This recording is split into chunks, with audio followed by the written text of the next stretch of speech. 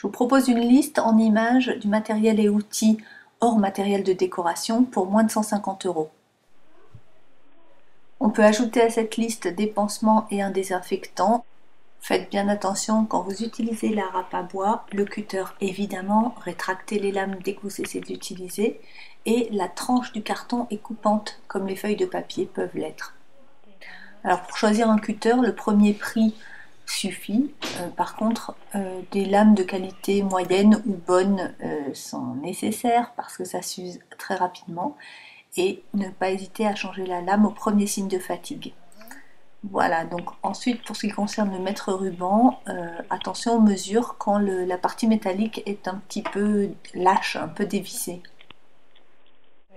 Alors la cale à poncer, elle est pratique parce qu'on a une bonne prise en main du papier de verre, mais on peut aussi utiliser le papier de verre brut. On trouve les recharges de pistolets à colle par pack de 1 kg, et on choisira la colle la plus opaque possible parce que la prise est d'autant plus rapide.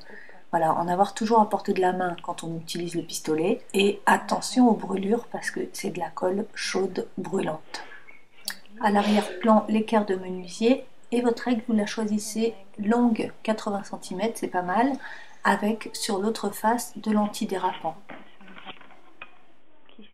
Alors on peut choisir une scie sauteuse premier prix, vous passez outre le regard sceptique du vendeur et vous l'équipez d'une lame métal à petites dents.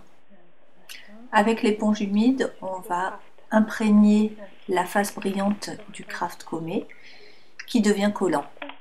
Alors les prix peuvent aller de 4 à 9 € pour le même produit, donc vous équipez de préférence dans un rayon encadrement des magasins de loisirs créatifs.